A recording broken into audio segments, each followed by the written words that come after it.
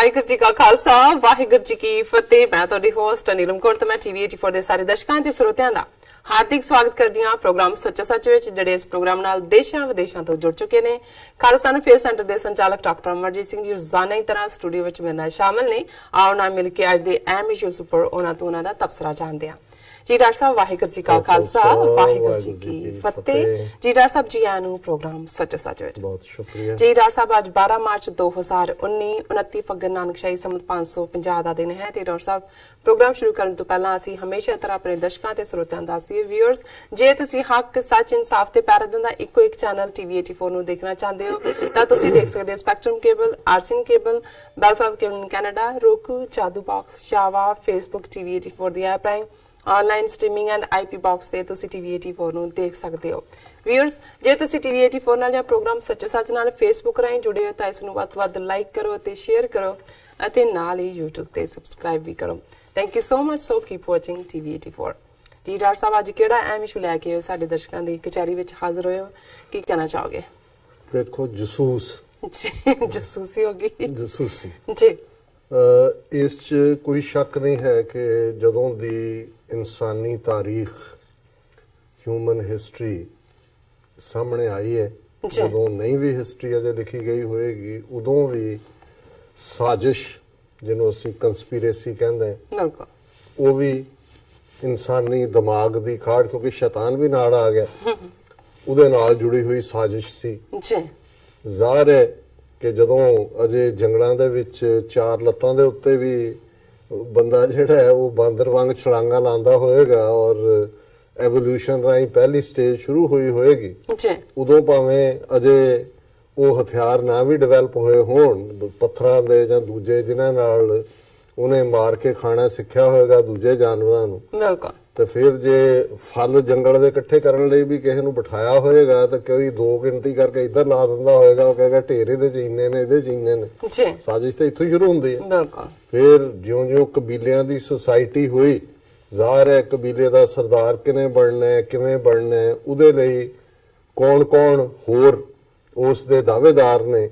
ਤੇ ਉਹਨਾਂ ਨੂੰ ਕਿਵੇਂ ਕੱਚਿਆਂ ਕਰਨਾ ਹੈ, ਉਹਨਾਂ ਨੂੰ ਕਿਵੇਂ ਖਦੇੜਨਾ ਹੈ ਇਸ ਚੋਂ। ਸੋ ਸਾਜ਼ਿਸ਼ ਜਾਂ ਜੇ ਜਿਹਨੂੰ ਇੰਟੈਲੀਜੈਂਸ ਕਲੈਕਸ਼ਨ ਜਾਂ ਜਸੂਸੀ ਜਾਂ ਇਸ ਕਿਸਮ ਦੇ ਨਾਂ ਜਿਹੜੇ ਅਸੀਂ ਕਹਿੰਦੇ ਹਾਂ, ਜਿਹਨਾਂ ਦੇ ਲਈ ਬਹੁਤ ਸਾਰੇ ਦਰਜਨਾਂ ਜਿਹੜੀਆਂ ਨੇ ਇੰਟੈਲੀਜੈਂਸ ਏਜੰਸੀਆਂ ਮੁਲਕਾਂ ਦੇ ਵਿੱਚ ਬਣੀਆਂ ਹੋਈਆਂ ਨੇ, ਭਾਰਤ ਹੋਏ, ਪਾਕਿਸਤਾਨ ਹੋਏ, ਜਦੋਂ ਵੀ ਪਾਕਿਸਤਾਨ ਦੇ ਵਿੱਚ ਕਿਤੇ ਵੀ ਕੋਈ ਸਕਸੈਸ ਹੁੰਦੀ ਹੈ ਪਾਕਿਸਤਾਨ ਦੀ, ਉਹਨੂੰ ISI ਦੇ ਨਾਲ ਜੋੜ ਦਿੱਤਾ ਜਾਂਦਾ ਹੈ। ਦੁਨੀਆ 'ਚ ਕਿਤੇ ਕੋਈ ਸਾਜ਼ਿਸ਼ੀ ਲਾਈਨ, ਕੋਈ ਹਿੰਸਾ ਹੋਏ, ਉਧਰ ਇਹ ਪ੍ਰੋਪੇਗੈਂਡਾ ਹੈ, ਕਿਉਂਕਿ ਪਹਿਲਾਂ ਸਾਜ਼ਿਸ਼ ਹੈ ਕਿ ਕਿਵੇਂ ਤੁਸੀਂ ਕਿਸੇ 'ਚ ਵੜ ਕੇ ਭੇਦ ਕਢਾਣੇ ਨੇ, ਫਿਰ ਉਹਨਾਂ ਨੂੰ ਤੁਸੀਂ ਇੰਨਾ ਕੁ ਜ਼ਿਆਦਾ ਬਿਲਡ ਕਰਦੇ ਹੋ, ਫਿਰ ਇਹ ਹੈ ਵੀ ਹਰ ਗੱਲ ਦੇ ਲਈ ਤੁਸੀਂ ਬਲੇਮ ਉਹਨਾਂ ਨੂੰ ਕਰਨਾ। ਸੋ ਜ਼ਾਹਰ ਹੈ ਕਿ ਜਦੋਂ ਫਿਰ ਨੇਸ਼ਨ ਸਟੇਟਸ ਬਣ ਗਈਆਂ, ਜਦੋਂ ਤੱਕ 19ਵੀਂ ਸਦੀ ਅਖੀਰ 20ਵੀਂ ਸਦੀ 'ਚ, ਫਿਰ ਇਹ ਇੱਕ ਪੂਰਾ ਇੱਕ as a profession, as a ਪੇਸ਼ਾ, ਜਿਸ ਦੇ ਵਿੱਚ ਇਕੱਲਾ ਆਪਣੇ ਮੁਲਕ 'ਚ ਨਹੀਂ ਬਾਹਰਲੇ ਮੁਲਕਾਂ 'ਚ ਵੀ ਤੁਸੀਂ ਕਿਵੇਂ, ਕਿਉਂਕਿ ਤੁਹਾਡੇ ਹਿੱਤ ਦੁਨੀਆ ਦੇ ਨਾਲ ਜੁੜੇ ਹੋਏ ਨੇ, ਉਹਨਾਂ ਦੇ ਵਿੱਚ ਤੁਸੀਂ ਕਿਵੇਂ ਘੁਸਪੈਠ ਕਰਨੀ ਹੈ, ਉਹਨਾਂ ਦੀਆਂ ਜਾਣਕਾਰੀਆਂ ਲੈ ਕੇ ਆਉਣੀ ਹੈ। ਔਰ ਜ਼ਾਹਰ ਹੈ ਵੀ ਅੱਜ ਜਦੋਂ ਅਸੀਂ 193 ਤੋਂ ਜ਼ਿਆਦਾ ਦੇਸ਼ ਯੂਨਾਈਟਿਡ ਨੇਸ਼ਨਸ ਦੇ ਮੈਂਬਰ ਨੇ ਔਰ ਬਹੁਤ ਸਾਰੇ ਦੇਸ਼ਾਂ ਦੇ ਇੱਕ ਦੂਸਰੇ ਨਾਲ ਸਫਾਰਤੀ ਸੰਬੰਧ ਨੇ, ਐਂਬੈਸਡਰ, ਹਾਈ ਕਮਿਸ਼ਨਰ ਉਹਨਾਂ ਦੇ ਇੱਕ ਦੂਸਰੇ ਮੁਲਕਾਂ 'ਚ ਨੇ, ਕੁਝ ਮੁਲਕਾਂ ਦਾ ਜਿਹੜਾ ਉਹ ਵੱਡਾ ਸਟਾਫ ਹੈ, 300 400 EMPLOYE ਹੁੰਦੇ ਨੇ, ਲੇਕਿਨ ਹਰ ਐਮਬੈਸੀ ਜਿੱਥੇ ਕਿ ਹਾਲਾਂਕਿ ਸਾਰਾ ਡਿਪਲੋਮੈਟਿਕ ਪ੍ਰੋਟੋਕਾਲ ਹੈ, ਪਰ ਉਹਦੇ ਨਾਲ ਜੁੜਿਆ ਹੋਇਆ ਇੱਕ ਸੈਗਮੈਂਟ ਜਾਂ ਇੱਕ ਸੈਕਸ਼ਨ ਜਿਹੜਾ ਕਿ ਹਮੇਸ਼ਾ ਹੁੰਦਾ ਹਰ ਐਮਬੈਸੀ ਦਾ, ਦੂਜੇ ਉਹ ਇੰਟੈਲੀਜੈਂਸ ਦਾ ਹੁੰਦਾ ਹੈ, ਜਸੂਸੀ ਕਰਨ ਵਾਲਿਆਂ ਦਾ ਹੁੰਦਾ। ਉਹ ਪ੍ਰੈਸ ਅਟੈਸ਼ੀ ਦੇ ਕਵਰ ਥੱਲੇ ਹੋਣ, ਐਮਬੈਸੀਆਂ 'ਚ ਜਿਹੜੇ ਮਿਲਟਰੀ ਅਟੈਸ਼ੀ ਹੁੰਦੇ ਨੇ, ਯੂਜੂਅਲੀ ਬ੍ਰਿਗੇਡੀਅਰ ਰੈਂਕ ਜਾਂ ਮੇਜਰ ਜਨਰਲ ਰੈਂਕ ਦੇ, ਉਹ ਮਿਲਟਰੀ ਇੰਟੈਲੀਜੈਂਸ ਦੇ ਹੁੰਦੇ ਨੇ। ਸੋ ਜ਼ਾਹਰਾ ਤੌਰ ਦੇ ਉੱਤੇ ਕੁਛ ਤਾਂ ਸਿਰਫ ਉਸ ਲੈਵਲ ਫਿਰ ਅੱਗੋਂ ਰਿਕਰੂਟ ਕਰਦੇ ਨੇ ਉਹਨਾਂ ਮੁਲਕਾਂ ਦੇ ਵਿੱਚ ਉਹਨਾਂ ਨੂੰ ਜਿਹੜੇ ਕਿ ਉਹਨਾਂ ਦੇ ਮੁਲਕ ਦੇ ਲਈ ਕਰਨ। ਫਿਰ ਜਦੋਂ ਅਸੀਂ ਵੱਡੇ ਭੇਤਾਂ ਦੀ ਗੱਲ ਕਰਦੇ ਹਾਂ, ਜਿਸ ਦੇ ਵਿੱਚ ਲੇਟੈਸਟ ਟੈਕਨੋਲੋਜੀ ਹੈ ਜਾਂ ਨਿਊਕਲੀਅਰ ਟੈਕਨੋਲੋਜੀ ਹੈ ਜਾਂ ਕਿਵੇਂ ਕਿਸ ਲੈਵਲ ਦੇ ਉੱਤੇ ਉਹ ਚੋਰੀ ਹੁੰਦੀ ਹੈ, ਕਿਵੇਂ ਮੋਸਾਦ ਇਜ਼ਰਾਈਲੀ ਏਜੰਸੀਆਂ ਨੇ ਅਮਰੀਕਾ ਦੇ ਉਸ ਸੀਕ੍ਰੇਟਸ ਨੂੰ ਨਿਊਕਲੀਅਰ ਨੂੰ ਕਰਕੇ ਆਪਣੇ ਬੰਬ ਡਿਵੈਲਪ ਕੀਤੇ, ਜਾਂ ਇਸ ਕਿਸਮ ਦਾ ਹੋਰਨਾਂ ਦੇ ਨਾਲ ਵੀ ਜੁੜਦਾ ਹੈ ਕਿ ਕਿਵੇਂ ਟੈਕਨੋਲੋਜੀ ਜਿਹੜੀ ਹੈ ਉਸ ਨਾਲ ਜੁੜਿਆ ਹੋਇਆ। ਸੋ ਕੁੱਲ ਮਿਲਾ ਕੇ ਮੈਂ ਇਹ ਸਬਜੈਕਟ ਇਸ ਲਈ ਚੁਣਿਆ ਕਿ ਬਹੁਤ ਵਾਰ ਜਦੋਂ ਜੰਗਾਂ ਦੇ ਵਿੱਚ ਵੀ, ਜਦੋਂ ਵਰਲਡ ਵਾਰਸ ਹੋਈਆਂ, first world war, second world war, ਔਰ ਉਹਦੇ 'ਚ ਦੋ ਤਿੰਨ ਚੀਜ਼ਾਂ ਜਿਹਦੇ 'ਚ ਬਹੁਤ ਵਾਰੀ ਅਸੀਂ ਸਮਝਦੇ ਹਾਂ ਕਿ ਸਿਰਫ ਤੇ ਸਿਰਫ ਇੱਕ ਵਧੀਆ ਹਥਿਆਰ ਹੋਣਾ ਜਾਂ ਵਧੀਆ ਕਿਸੇ ਦਾ ਮੋਰਾਲ ਹੈ ਜਾਂ ਬੜਾ ਹੌਸਲਾ ਹੈ ਉਹਦੇ ਨਾਲ ਜੰਗਾਂ ਜਿੱਤੀਆਂ, ਨਹੀਂ। ਇਹ ਜ਼ਰੂਰੀ ਹੈ, ਚੰਗਾ ਹਥਿਆਰ ਮਾੜੇ ਦੇ ਉੱਤੇ ਹਾਵੀ ਹੁੰਦਾ ਹੈ, ਤੁਹਾਡੇ ਗਟਸ ਹੋਣਾ ਵੀ ਇੰਪੋਰਟੈਂਟ ਹੁੰਦਾ ਹੈ, ਪਰ ਅਲਟੀਮੇਟਲੀ ਬਹੁਤ ਸਾਰੇ ਫੈਕਟਰ ਹੁੰਦੇ ਨੇ ਉਹਦੇ 'ਚ। ਜੋਗਰਾਫੀਆ ਵੀ ਹੁੰਦਾ ਹੈ, ਜਿਹਨੂੰ ਜਨਰਲ ਜੋਗਰਾਫੀਆ ਕਹਿੰਦੇ ਨੇ। ਬਿਲਕੁਲ, ਜੋਗਰਾਫੀਆ ਦਾ ਮਤਲਬ ਹੀ ਹੈ ਕਿ ਜਨਰਲ ਜੋਗਰਾਫੀ, ਕਿ ਜੇ ਹਿਟਲਰ ਨੇ ਸਰਦੀਆਂ ਦੇ ਵਿੱਚ ਮਾਸਕੋ ਦੇ ਵਿੱਚ ਹਮਲਾ ਕੀਤਾ, ਫਸ ਗਿਆ, ਸਰਦੀ ਸੀ ਬਹੁਤ, ਉਹ ਰਿਅਲਾਈਜ਼ ਹੀ ਨਹੀਂ ਸੀ ਕੀਤਾ ਹੋਇਆ, ਉਹਨਾਂ ਨੇ ਪਿੱਛੋਂ ਸਾਰੀ ਸਪਲਾਈ ਲਾਈਨ ਕੱਟ ਦਿੱਤੀ। ਇਸੇ ਤਰ੍ਹਾਂ ਕਈ ਵਾਰ ਜਿਵੇਂ ਕਾਰਗਿਲ, ਜਦੋਂ ਅਸੀਂ 1999 ਵਾਲਾ ਦੇਖਦੇ ਹਾਂ, ਇੱਕ ਪਾਸੇ ਹਾਈਟਸ ਦੇ ਉੱਤੇ ਆਰਮੀ ਹੈ, ਪਾਕਿਸਤਾਨ ਦੇ ਮੁਜਾਹਿਦ ਨੇ ਜਾਂ ਉਹਨਾਂ ਦੀ ਰੈਗੂਲਰ ਆਰਮੀ ਹੈ, ਇਹ ਥੱਲੇ ਨੇ। ਇਸੇ ਤਰ੍ਹਾਂ ਕਸ਼ਮੀਰ ਦੇ ਵਿੱਚ, ਜਿਹੜੀ ਕਸ਼ਮੀਰ ਵਾਦੀ 'ਚ ਬਹੁਤ ਸਾਰੀ ਥਾਂ ਤੇ ਤੁਸੀਂ ਕਿਵੇਂ ਥੋੜੀ ਫੋਰਸ ਨਾਲ ਵੀ ਜ਼ਿਆਦਾ ਦਾ ਮੁਕਾਬਲਾ ਕਰ ਸਕਦੇ ਹੋ। ਸੋ ਮੇਰਾ ਮਕਸਦ ਇਹ ਸਾਰਿਆਂ ਨੂੰ ਇਸ ਲਈ ਡਿਸਕਸ ਕਰਨਾ ਹੈ ਕਿ in the end of the day intelligence, ਹਮਲਾ ਕਰਨ ਤੋਂ ਪਹਿਲੇ, ਕਿਸੇ 'ਚ ਘੁਸਪੈਠ ਕਰਨ ਤੋਂ ਪਹਿਲਾਂ ਅੰਦਰੂਨੀ ਤੁਹਾਡੇ ਕੋਲ ਕੀ ਜਾਣਕਾਰੀ ਹੈ ਔਰ ਤੁਸੀਂ ਆਪਣੀ ਸਟ੍ਰੈਟਜੀ ਉਹਦੇ ਮੁਤਾਬਕ ਬਣਾਈ ਹੈ, ਤੁਹਾਨੂੰ ਪਤਾ ਹੈ ਕਿ ਵੀ ਉਹਨਾਂ ਦੇ ਕੋਲ ਕੀ ਹੈ, ਤੁਹਾਡੇ ਲਈ ਸੇਫਰ ਕੀ ਹੈ। ਔਰ ਜ਼ਾਹਰ ਹੈ ਕਿ ਨੇਸ਼ਨ ਸਟੇਟਸ ਦੇ ਵਿੱਚ ਜਿਹੜੀਆਂ state of the art intelligence agencies ਨੇ, ਉਹ ਦੁਨੀਆ ਦੇ ਵਿੱਚ ਬਹੁਤ ਜਿਹੜਾ ਉਹ ਗੜਬੜ ਵੀ ਕਰਦੀਆਂ, ਅਸੈਸੀਨੇਸ਼ਨਸ ਕਰਵਾਉਂਦੀਆਂ, ਜਿਹੜੇ ਉਹਨਾਂ ਨੂੰ ਲੱਗਦਾ ਹੈ ਕਿ ਕੋਈ ਪ੍ਰੈਜ਼ੀਡੈਂਟ ਜਾਂ ਪ੍ਰਾਈਮ ਮਿਨਿਸਟਰ ਉਹਨਾਂ ਦੇ ਅੱਗੇ ਗੋਡੇ ਨਹੀਂ ਟੇਕਦਾ, ਉਸ ਤੇ ਕਤਲ ਕਰਵਾ ਦਿੱਤੇ ਜਾਂਦੇ ਨੇ। ਜਦੋਂ ਅਸੀਂ ਸੋਵੀਅਤ ਈਰਾ ਜਾਂ two super power clash, cold war era ਦੇਖੀਏ, ਤੇ ਉਹਦੇ 'ਚ ਕਿਵੇਂ ਅਮਰੀਕਾ ਔਰ ਸੋਵੀਅਤ ਯੂਨੀਅਨ ਦੀ ਹੋੜ ਲੱਗੀ ਹੋਈ ਸੀ ਕਿ ਦੋਨੋਂ ਪਾਸਿਆਂ ਦੀਆਂ ਕੋਈ ਇਨਸਰਜੈਂਟਸ ਇੱਧਰ ਨੇ, ਕੋਈ ਉੱਧਰ ਨੇ। ਔਰ ਉਹਦੇ 'ਚ ਜਦੋਂ ਅਸੀਂ ਦੋ ਵਰਲਡ ਵਾਰ, ਭਾਵੇਂ ਸੈਕੰਡ ਵਰਲਡ ਵਾਰ 1945 'ਚ ਖਤਮ ਹੋਇਆ, ਉਸ ਤੋਂ ਬਾਅਦ ਨਹੀਂ ਹੋਇਆ, ਪਰ ਜੇ ਅਸੀਂ ਦੇਖੀਏ ਕਿ ਜਿੰਨੇ ਲੋਕ ਦੋਨੋਂ ਵਰਲਡ ਵਾਰ 'ਚ ਮਰੇ ਨੇ, ਉਹਨਾਂ ਦੀ ਤੁਸੀਂ ਗਿਣਤੀ ਇਕੱਠੀ ਕਰ ਲਓ ਤੇ ਉਸ ਨੂੰ ਫਿਰ 1945 ਤੋਂ ਬਾਅਦ ਹੁਣ ਤੱਕ ਪਿਛਲੇ 75 ਸਾਲਾਂ 'ਚ ਦੇਖੋ ਤੇ ਦੋਨਾਂ ਵਰਲਡ ਵਾਰਸ ਦੀਆਂ ਕੈਜੂਅਲਟੀਜ਼ ਨਾਲੋਂ ਜ਼ਿਆਦਾ ਲੋਕ ਮਰੇ ਨੇ,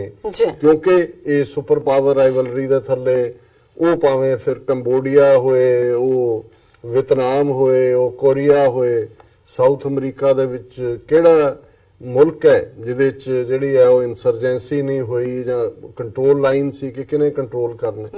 ਔਰ ਉਸ ਸਾਰੇ ਦੇ ਵਿੱਚ ਵੀ ਜਿਹੜਾ ਜਿੱਤ ਹਾਰ ਦੇ ਫੈਸਲੇ 'ਚ ਬਹੁਤ ਵੱਡਾ ਰੋਲ ਇੰਟੈਲੀਜੈਂਸ ਇਨਪੁਟ ਦਾ ਹੁੰਦਾ ਸੀ ਕਿ ਇਨਸਾਈਡ ਤੁਹਾਡੇ ਕੋਲ ਕੀ ਹੈ, ਫਿਰ ਤੁਸੀਂ ਜਿਹੜਾ ਪਲਾਟ ਲੇ ਕਰ ਰਹੇ ਹੋ ਉਸ ਦੀ ਸਕਸੈਸ ਦੇ ਵਿੱਚ ਜੋ ਤੁਸੀਂ ਇਮੇਜਿਨ ਕੀਤਾ ਵੀ ਕੀ ਰੁਕਾਵਟਾਂ ਹੋ ਸਕਦੀਆਂ, ਕੀ ਨਹੀਂ, ਉਹ ਉਹਨਾਂ ਦਾ ਤੁਸੀਂ ਠੀਕ ਉਹਨਾਂ ਨੂੰ ਐਵੈਲੂਏਟ ਕੀਤਾ ਕਿ ਨਹੀਂ ਕੀਤਾ। ਹੁਣ ਅਸੀਂ ਦੇਖਦੇ ਹਾਂ ਕਿ ਉਹਦੇ ਚੋਂ ਹੀ ਜਦੋਂ ਦੁਨੀਆ ਦੀਆਂ ਪਾਵਰਫੁਲ ਇੰਟੈਲੀਜੈਂਸ ਏਜੰਸੀਜ਼, ਜਿਨ੍ਹਾਂ ਦੇ ਵਿੱਚ ਮੋਸਾਦ ਹੈ ਇਜ਼ਰਾਈਲ ਦੀ, ਅਮਰੀਕਾ ਦੀ CIA ਹੈ, ਇਹ ਜਿਹੜੀਆਂ ਬਾਹਰਲੀਆਂ ਮੁਲਕਾਂ ਦੇ ਵਿੱਚ ਕੰਮ ਕਰਦੀਆਂ ਨੇ, ਵਿਦਨ ਕੰਟਰੀ ਉਹਨਾਂ ਦੀਆਂ ਆਪਣੀਆਂ ਏਜੰਸੀਆਂ ਹੋਰ ਨੇ। ਔਰ ਇਸੇ ਤਰ੍ਹਾਂ ਜਿਹੜੀ ਹੈ KGB, ਜਿਹੜੀ ਸੋਵੀਅਤ ਯੂਨੀਅਨ ਕੋਲ ਵੀ ਸੀ, ਅੱਜ ਰਸ਼ੀਆ 'ਚ ਹੈ, ਪਾਕਿਸਤਾਨ ਦੀ ISI, ਇੰਡੀਆ 'ਚ ਇੰਟੈਲੀਜੈਂਸ ਬਿਊਰੋ ਅੰਗਰੇਜ਼ਾਂ ਨੇ ਬਣਾਇਆ ਸੀ, ਬਟ ਇੰਦਰਾ ਗਾਂਧੀ ਦੇ ਵੇਲੇ ਦਰਜਨ ਦੇ ਲਗਭਗ ਹੋਰ ਏਜੰਸੀਆਂ, ਜਿਨ੍ਹਾਂ 'ਚ ਰਿਸਰਚ ਐਂਡ ਐਨਾਲਿਸਿਸ ਵਿੰਗ ਦੇ ਥੱਲੇ, ਜਿਹਨੇ ਬੜੇ ਖੂੰਖਾਰ ਔਰ ਘਿਨਾਉਣੇ ਕਾਰਨਾਮੇ ਕੀਤੇ ਨੇ, ਜਿਨ੍ਹਾਂ ਦੇ ਵਿੱਚ ਈਵਨ 에ਅਰ ਇੰਡੀਆ ਦਾ ਜਹਾਜ਼ ਸੁੱਟਣਾ 1985 'ਚ ਕੈਨੇਡਾ ਤੋਂ, ਜਿਹੜਾ ਕਨਿਸ਼ਕਾ, ਜਿਹੜਾ ਸਿੱਖ ਸਟਰਗਲ ਦੇ ਖਾਤੇ 'ਚ ਪਾਇਆ। ਔਰ ਇਸੇ ਤਰ੍ਹਾਂ ਕਿਵੇਂ ਇਹਨਾਂ ਨੇ ਸਿੱਕਮ ਦਾ ਆਪਰੇਸ਼ਨ ਕੀਤਾ, ਸਿੱਕਮ ਦੇ ਚੋਗਿਆਲ ਨੂੰ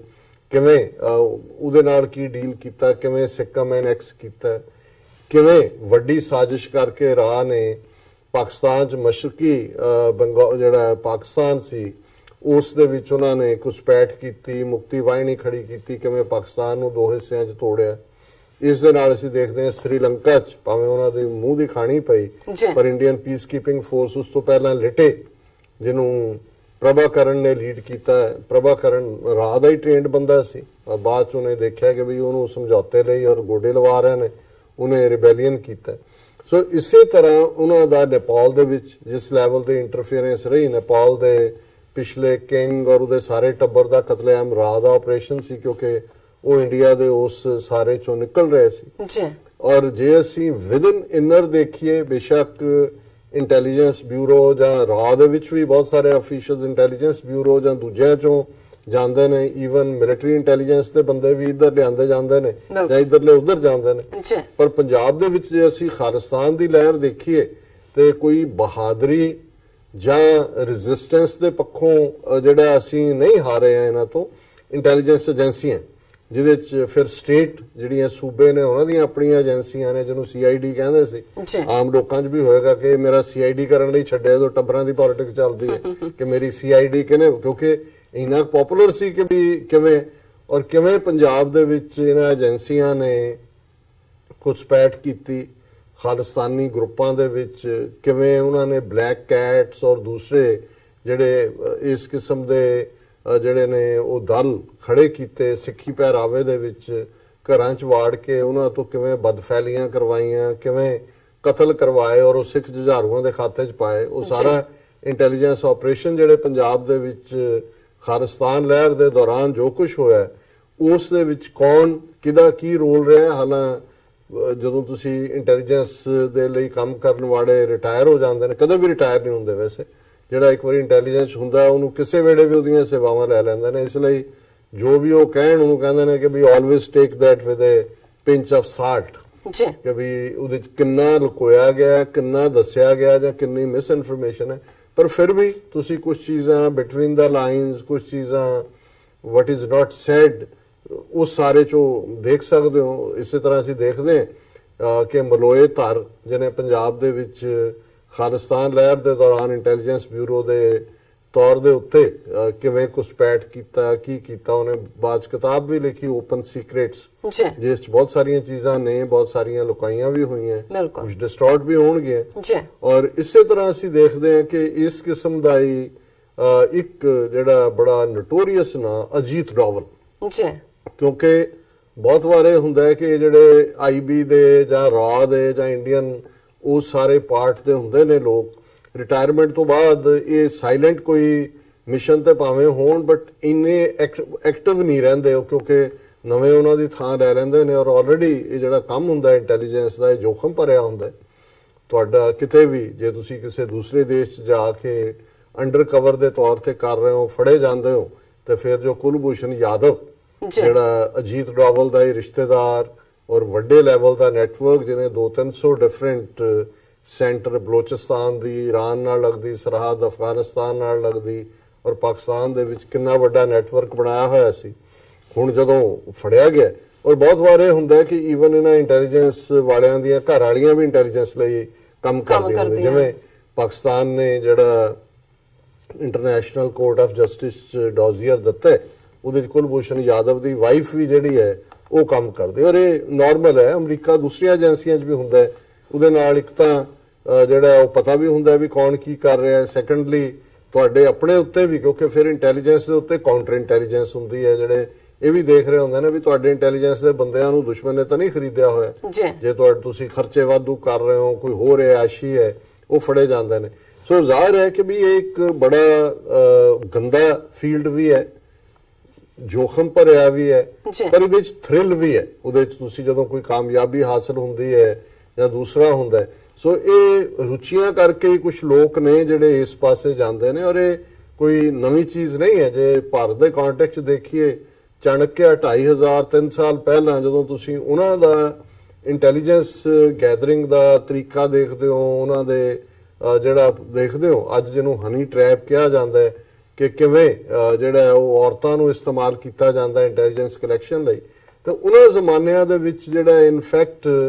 ਮੈਂ ਕਈ ਵਾਰ ਦੇਖਦਾ ਵੀ ਇਹ ਕਿਉਂ ਇਸ ਕਿਸਮ ਦੀਆਂ ਇੰਟੈਲੀਜੈਂਸ ਔਰ ਦੂਸਰੀਆਂ ਚੀਜ਼ਾਂ 'ਚ ਭਾਰਤੀਆਂ ਦਾ ਕੁਝ ਚੀਜ਼ਾਂ ਉਹਨਾਂ 'ਚ ਬਿਲਟ ਇਨ ਨੇ। ਉਹਨਾਂ ਦੇ ਓਲਡ ਗ੍ਰੰਥਾਂ ਦੇ ਵਿੱਚ ਇੱਕ ਵਿਸ਼ ਕੰਨਿਆਏ ਕਰਕੇ ਇੱਕ ਉਹਨਾਂ ਦਾ ਇੰਟੈਲੀਜੈਂਸ ਗੈਦਰਿੰਗ ਦੇ ਨਾਂ ਥੱਲੇ ਹੁੰਦਾ ਸੀ। ਕਿੰਨਾ ਟਰੂ ਹੈ ਮੈਡੀਕਲੀ ਪਤਾ ਨਹੀਂ, ਲੇਕਿਨ ਇਹ ਜ਼ਰੂਰ ਹੈ ਕਿ ਜਦੋਂ ਬਹੁਤ ਛੋਟੀਆਂ ਬੱਚੀਆਂ ਜਿਹੜੀਆਂ ਨੇ 4-5 ਸਾਲ ਦੀਆਂ ਉਹਨਾਂ ਨੂੰ ਟ੍ਰੇਨਡ ਕੀਤਾ ਕਿ ਇਹਨਾਂ ਨੂੰ ਸਪਾਈ ਬਣਾਉਣਾ ਹੈ, ਜਸੂਸ ਬਣਾਉਣਾ ਹੈ, ਔਰ ਉਹਨਾਂ ਨੂੰ ਥੋੜੀ ਥੋੜੀ ਮਾਤਰਾ ਦੇ ਵਿੱਚ ਜਿਹੜਾ ਜ਼ਹਿਰ ਦਿੱਤਾ ਜਾਂਦਾ ਸੀ, ਫੀਡ ਕੀਤਾ ਜਾਂਦਾ ਤਾਂ ਕਿ ਉਹਨਾਂ ਦੇ ਵਿੱਚ ਇੱਕ ਇਮਿਊਨਿਟੀ ਹੋ ਜਾਏ। ਔਰ ਜਦੋਂ ਫਿਰ ਉਹ ਆਪਣੇ ਫੁੱਲ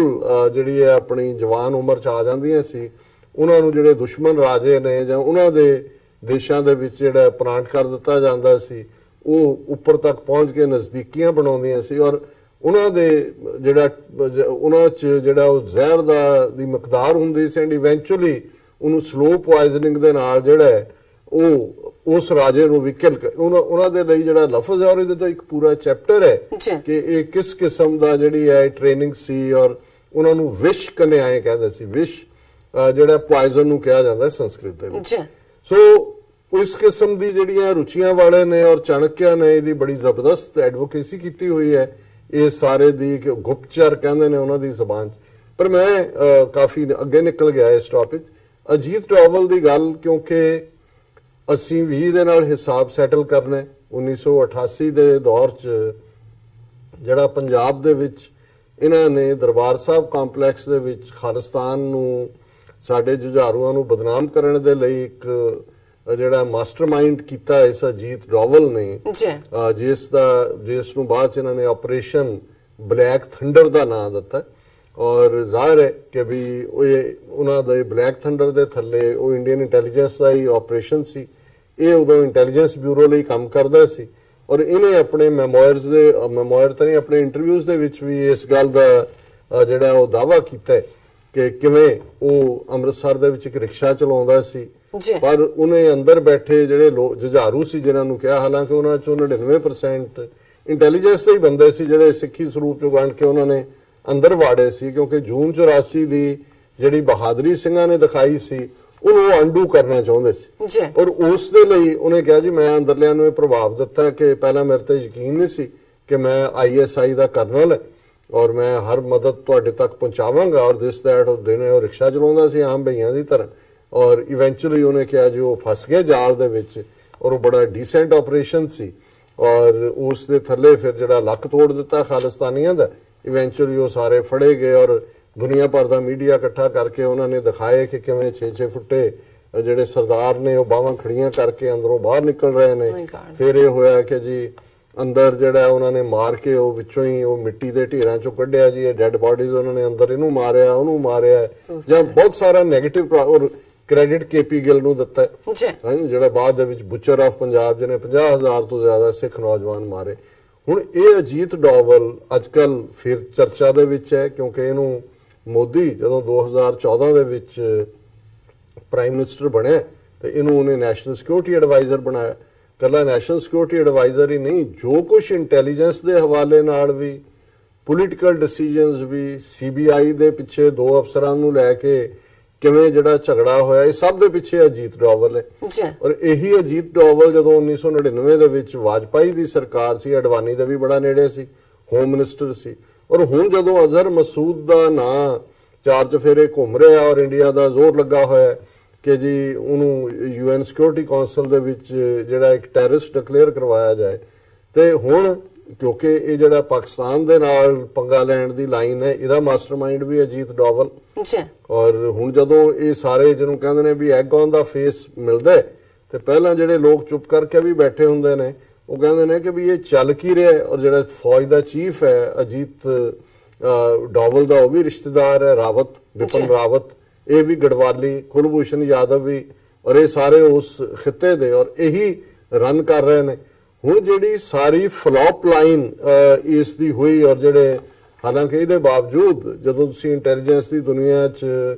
ਇੱਕ ਤੁਹਾਡੇ ਐਕਸ਼ਨ 'ਚ ਜਿਹਨੂੰ ਬਾਊਚ ਐਕਸ਼ਨ ਕਹਿੰਦੇ ਨੇ ਖਰਾਬ ਹੋਏ ਤਾਂ ਉਹ ਕੱਢ ਦਿੱਤਾ ਜਾਂਦਾ ਬੰਦਾ। ਹੁਣ ਜੇ ਇਹਦਾ ਦੇਖਿਆ ਜਾਏ ਤੇ ਇਸ ਨੇ ਨੇਪਾਲ ਹੱਥੋਂ ਗਵਾਇਆ, ਇਹ ਸਾਰਾ ਅਜੀਤ ਡੋਵਲ ਦਾ ਹੀ ਸੀ ਕਿ ਜਿਹੜੇ ਬਿਹਾਰ ਦੇ ਨਾਲ ਲੱਗਦੇ ਡਿਸਟ੍ਰਿਕਟਸ ਨੇ ਨੇਪਾਲ ਦੇ ਉਹਨਾਂ 'ਚ ਉਹ ਖੜਾ ਕਰ ਦਿੱਤਾ ਕਨਸਟੀਟਿਊਸ਼ਨ ਦੇ ਖਿਲਾਫ ਉਹਨਾਂ ਨੂੰ, ਨੇਪਾਲ ਦੇ ਖਿਲਾਫ।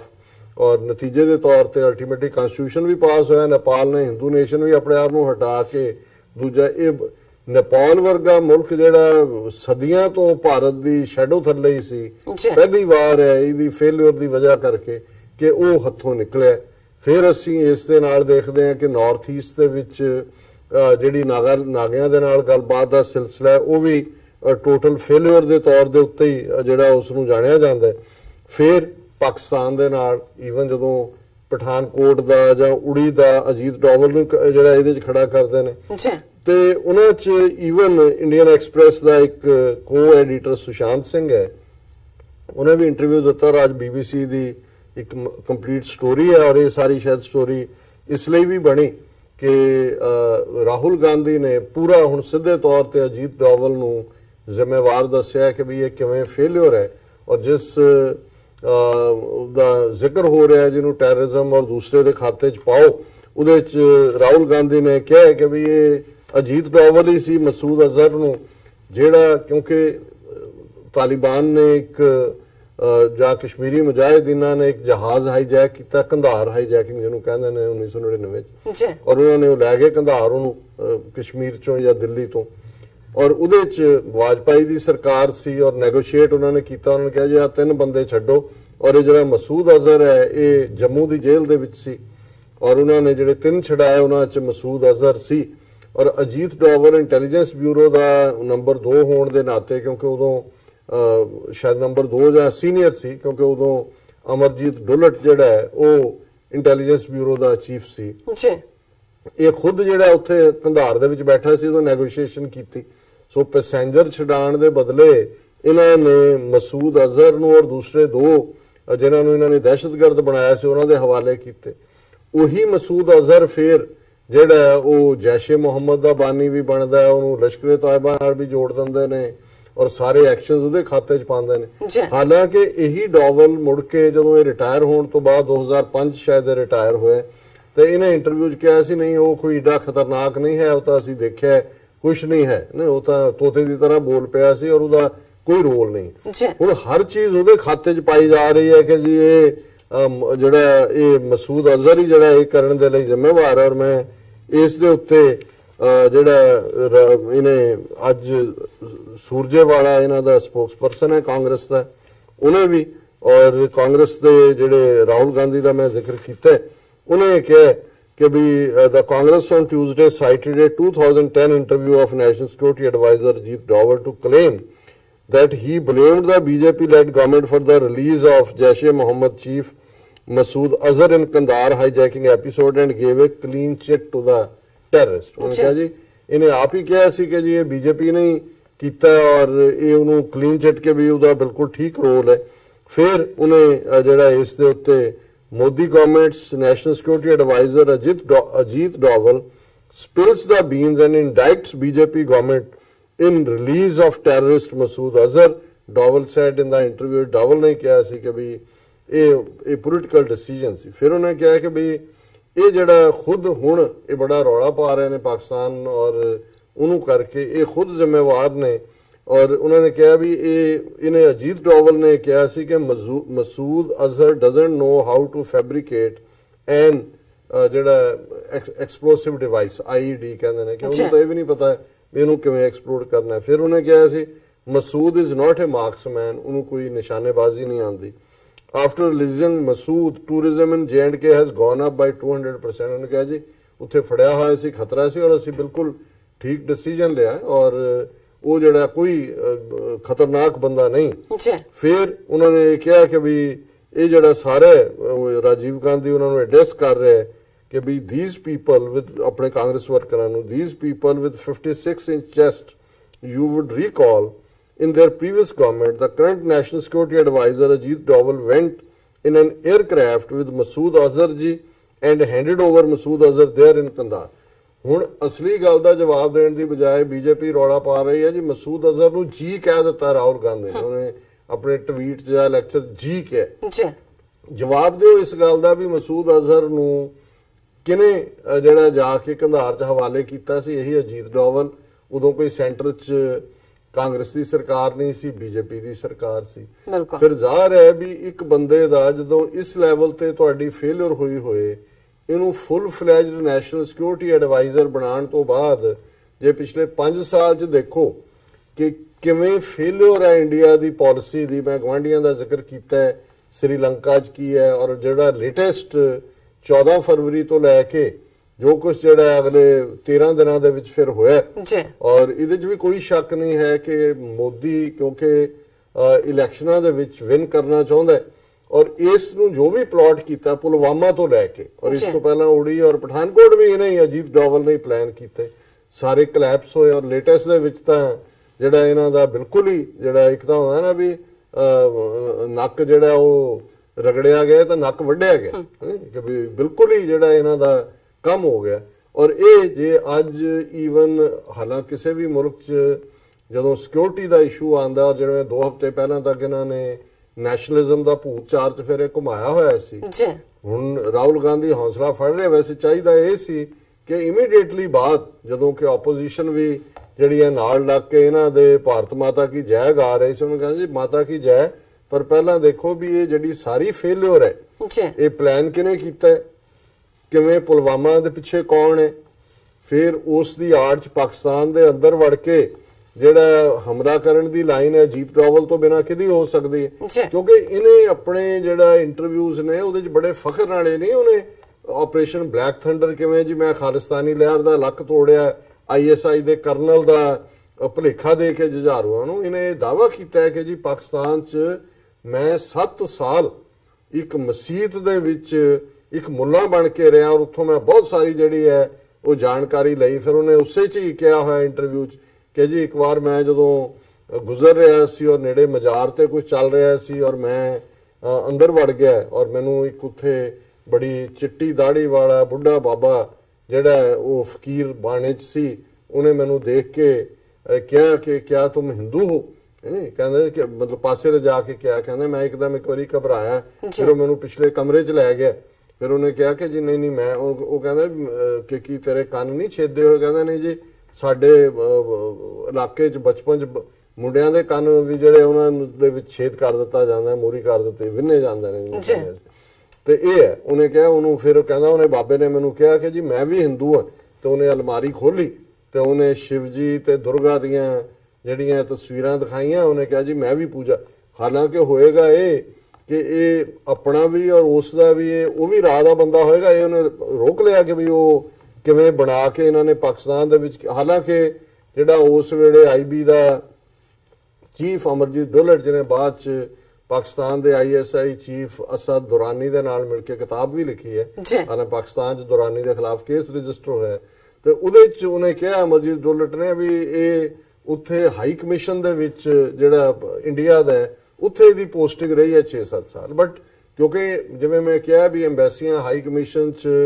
ਕਈ ਵਾਰੀ ਪ੍ਰੈਸ ਅਟੈਚੀ, ਮਿਲਟਰੀ ਅਟੈਚੀ, ਇਹ ਸਾਰੇ ਇੰਟੈਲੀਜੈਂਸ ਦੇ ਹੁੰਦੇ ਨੇ, ਸੋ ਹੋ ਸਕਦਾ ਉੱਥੇ ਹੁੰਦੇ ਆ ਹਾਜ਼ਰੀ ਉੱਥੇ ਉਹ ਲਵਾਉਂਦਾ ਹੋਏ, ਇਸ ਕਿਸਮ ਦਾ ਕੀਤਾ ਹੋਏ। ਪਰ ਇਹਦੇ 'ਚ ਕੋਈ ਸ਼ੱਕ ਨਹੀਂ ਹੈ ਕਿ ਪਾਕਿਸਤਾਨ ਦੇ ਅੰਦਰੂਨ ਦੇ ਵਿੱਚ ਜਿੱਥੇ ਇੰਨੀ ਦੇਰ 8-10 ਸਾਲ ਪਾਕਿਸਤਾਨ ਨੇ ਇੰਟਰਨਲ ਦਹਿਸ਼ਤਗਰਦੀ ਦੇ ਖਿਲਾਫ ਲੜਾਈ ਲੜੀ ਹੈ, ਕੋਈ ਲਸ਼ਕਰੇ ਝੰਗ ਬਣ ਗਿਆ, ਬਲੋਚਿਸਤਾਨ 'ਚ ਜਾ ਕੇ ਵੜ ਗਿਆ, ਕੁਲਭੂਸ਼ਣ ਯਾਦਵ ਈਵਨ ਪਿਸ਼ਾਵਰ 'ਚ ਕਿਵੇਂ ਸਕੂਲੀ ਬੱਚੇ, ਲਾਹੌਰ ਆਲੇ ਦੁਆਲੇ ਕੋਈ ਸ਼ੀਆ ਸੁੰਨੀਆਂ ਦੇ ਝਗੜੇ, ਚਰਚਿਸ ਦੇ ਵਿੱਚ ਹਮਲੇ, ਔਰ ਈਵਨ ਜਿਹੜਾ ਅਸੀਂ ਦੇਖਦੇ ਹਾਂ ਵੀ ਕਿਸ ਕਿਸਮ ਦਾ ਮਾਈਨੋਰਿਟੀਜ਼ ਦੇ ਉੱਤੇ, ਇਹ ਸਾਰਾ ਹੀ ਅਜੀਤ ਡੋਵਲ ਦਾ ਮਾਈਂਡਸੈਟ ਹੋਏਗਾ। ਕਿਉਂਕਿ ਜਿਸ ਕਿਸਮ ਦੇ ਨੇ ਦਾਅਵੇ ਕੀਤੇ, ਲੇਕਿਨ ਇਹ ਹੁੰਦਾ ਵੀ ਅਲਟੀਮੇਟਲੀ ਜਦੋਂ ਤੁਹਾਡਾ ਦਿਮਾਗ 7ਵੇਂ ਅਸਮਾਨ ਤੇ ਹੁੰਦਾ, ਤੁਸੀਂ ਆਪਣੇ ਆਪ ਨੂੰ ਔਰ ਇਹਨੂੰ ਅਜੀਤ ਡੋਵਲ ਨੂੰ ਸਾਰੇ ਸਪਾਈ ਮਾਸਟਰ ਕਿ ਜੀ ਇਹ ਜਸੂਸਾਂ ਦਾ ਜਸੂਸ ਔਰ ਉਹਨੇ ਇਹ ਕਰ ਲਿਆ, ਉਹ ਕਰ ਲਿਆ, ਔਰ ਅਲਟੀਮੇਟਲੀ ਇਹ ਹੁੰਦਾ ਕਿ ਵੀ ਜਦੋਂ ਤੁਹਾਡਾ ਦਿਮਾਗ 7ਵੇਂ ਅਸਮਾਨ ਤੇ ਹੁੰਦਾ ਹੈ, ਹੁਣ ਪਹਿਲੀ ਵਾਰ ਪੋਲੀਟੀਕਲ ਅਰੀਨਾ ਦੇ ਵਿੱਚ ਇਸ ਅਖੌਤੀ ਸਪਾਈ ਮਾਸਟਰ ਦੀ ਉੱਤੇ ਸਵਾਲ ਚੁੱਕੇ ਜਾ ਰਹੇ ਨੇ। ਔਰ ਸਵਾਲ ਚੁੱਕਣ ਵਾਲਾ ਕਾਂਗਰਸ ਦਾ ਜਿਹੜਾ ਪ੍ਰੈਜ਼ੀਡੈਂਟ ਰਾਹੁਲ ਗਾਂਧੀ ਹੈ ਕਿ ਦੱਸੇ ਕਿ ਵੀ ਇਹ ਜਿਹੜਾ ਮਸੂਦ ਅਜ਼ਹਰ ਜਿਹਦਾ ਅੱਜ ਰੌਲਾ ਪਾਇਆ ਵੀ ਕਿਉਂ ਲੈ ਕੇ ਗਿਆ ਸੀ ਕੰਧਾਰ,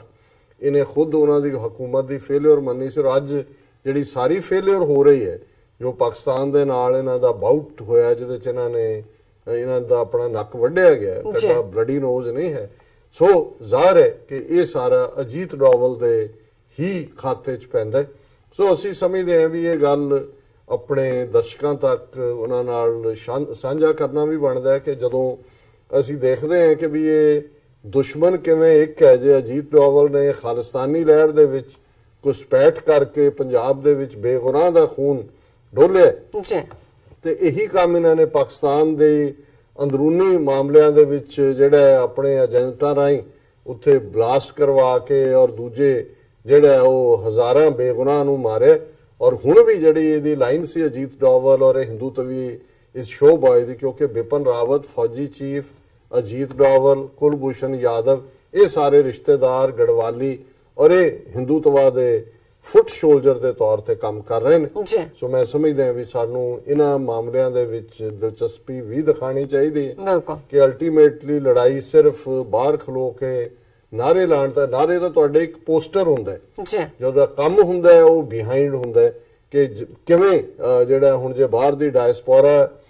ਸਿੱਖਾਂ ਦੀ ਮੂਵਮੈਂਟ ਹੈ, ਕਸ਼ਮੀਰੀਆਂ ਦੀ ਮੂਵਮੈਂਟ ਹੈ, ਉਹਨੂੰ ਕਿਵੇਂ ਸੈਬੋਟਾਜ ਕਰਨਾ ਅਸੀਂ ਦੇਖ ਰਹੇ ਹਾਂ ਕਿ ਪੈਟਰਨ ਇਹਨਾਂ ਨੇ ਬਦਲਿਆ। ਜਿਵੇਂ ਕਿ ਵਾਸ਼ਿੰਗਟਨ ਡੀਸੀ 'ਚ ਜਿਹੜਾ 26 ਜਨਵਰੀ ਦਾ ਪ੍ਰੋਟੈਸਟ ਸੀ ਉਹਦੇ ਬਰਾਬਰ ਕਾਊਂਟਰ ਪ੍ਰੋਟੈਸਟ ਕਰਵਾ ਕੇ ਪ੍ਰਵੋਕ ਕਰਨ ਦੀ ਲਾਈਨ, ਔਰ ਲੰਡਨ ਦੇ ਵਿੱਚ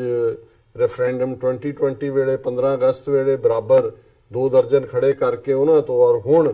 ਜਿਹੜਾ ਕਿ ਸਿੱਖਾਂ ਔਰ ਕਸ਼ਮੀਰੀਆਂ ਨੇ ਟੁਗੈਦਰ ਕੀਤਾ ਹੈ ਜੰਗ ਦੇ ਖਿਲਾਫ, ਔਰ ਜੋ ਇਹਨਾਂ ਦੀਆਂ ਨੀਤੀਆਂ ਚੱਲ ਰਹੀਆਂ ਨੇ ਉਸ ਖਿੱਤੇ ਦੇ ਵਿੱਚ, ਤੇ ਕਿਵੇਂ ਅੰਦਰੋਂ ਐਮਬੈਸੀ ਚੋਂ ਨਿਕਲ ਕੇ ਜਿਹੜੇ ਰਾਹ ਦੇ ਆਪਰੇਟਿਵ ਨੇ ਉਹਨਾਂ ਨੇ ਪ੍ਰਵੋਕ ਵੀ ਕੀਤਾ, ਝਗੜਾ ਵੀ ਕਰਨ ਦੀ ਕੋਸ਼ਿਸ਼ ਕੀਤੀ। ਚਲੋ ਇਹ ਵੱਖਰੀ ਗੱਲ ਹੈ ਕਿ ਵੀ ਉਹਨਾਂ ਨੂੰ ਜਿਹੜਾ ਉਹ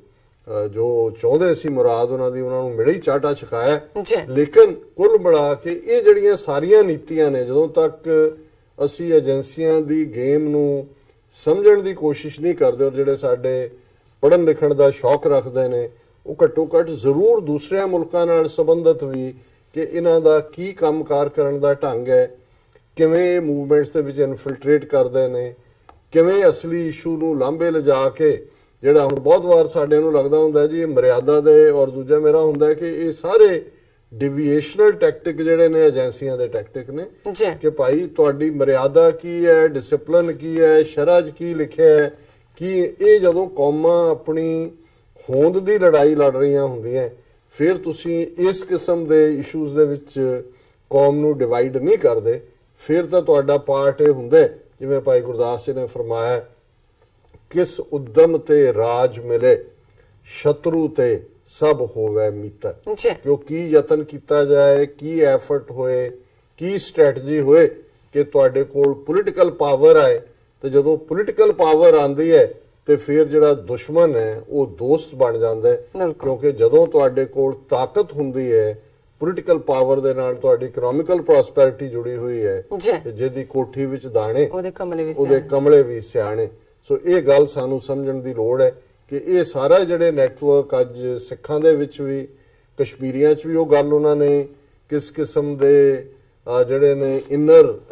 ਜਿਵੇਂ ਪੰਜਾਬ ਦੇ ਵਿੱਚ ਇਹਨਾਂ ਨੇ SPO ਖੜੇ ਕੀਤੇ ਸੀ, ਸਪੈਸ਼ਲ ਪੁਲਿਸ ਆਫੀਸਰਸ,